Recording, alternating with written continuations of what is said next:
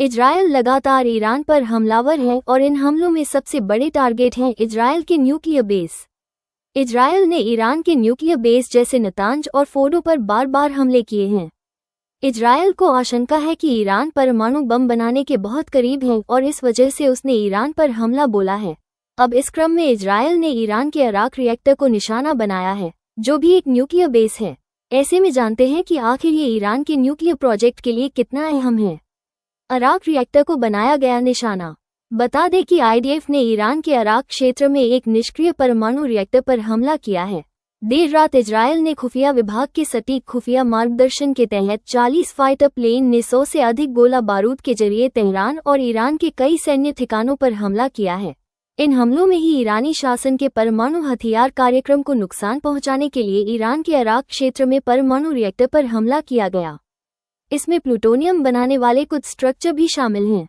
कितना अहम है ये रिएक्टर? अराक रिएक्टर निष्क्रिय परमाणु रिएक्टर है, जो प्लूटोनियम उत्पादन की एक अहम यूनिट है।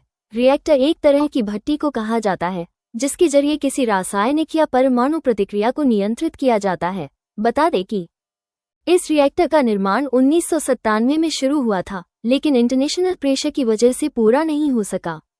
रिएक्टर को खास प्लूटोनियम बनाने के लिए डिजाइन किया गया है, जो परमाणु हथियार बनाने में अहम होता है। ये प्लूटोनियम बनाने के लिए बनाया गया था। वैसे ईरानी शासन को इस रिएक्टर को कम प्लूटोनियम उत्पादन क्षमता वाले रिएक्टर में बदलने को कहा गया था, जिसमें परमाणु हथियारों के अधिग्रहण की अनुमति नहीं होगी। आईडीएफ का कहना है कि ये चीजें ईरान के परमाणु हथियारों के अभियान और इजरायली नागरिकों पर हमलों को बढ़ावा देती हैं। बता दें कि यह एक आधा अधूरा बना हैवी वाटर रिसर्च रिएक्टर है। इसे खोहदाब भी कहा जाता है। इसमें हैवी वाटर रिएक्टर प्लूटोनियम बना सकते हैं, जो परमाणु बम के लिए इस्तेमाल हो सकता है। साल 2015 के समझौते में इस रिएक्टर का कोर हटाकर कंक्रीट से भर दिया गया था, ताकि यह हथियार ग्रेड प्लूटोनियम न बनाए। अब इसे फिर से शुरू करने की बात कही जा रही थी। परमाणु बम में प्लूटोनियम कितना जरूरी है? परमाणु बम में प्लूटोनियम सबसे खास यूनिट है, क्योंकि यह विखंडन फिशन प्रक्रिया का प्रमुख ईंधन होता है। विशेष रूप से प्लूटोनियम 239 Pu-239 का उपयोग किया जाता है, जो न्यूट्रॉन बमबारी पर आसानी से विखंडित होकर भारी मात्रा में ऊर्जा उत्पन्न करता है। कौन कौन से हैं न्यूक्लियर ठिकाने? नतांज। ईरान के न्यूक्लियर ठिकानों में नतांज का नाम सबसे अहम है। ये तेहरान के दक्षिण में कोम शहर के पास पहाड़ों के किनारे स्थित है।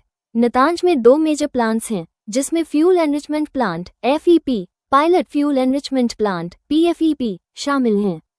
FEP जमीन के नीचे बना है और बड़े पैमाने पर यूरेनियम बढ़ा रहा है, जबकि PEP जमीन के ऊपर है। फोर्डो यहाँ यूरेनियम की क्षमता बढ़ाने और विकसित करने का काम किया जाता है।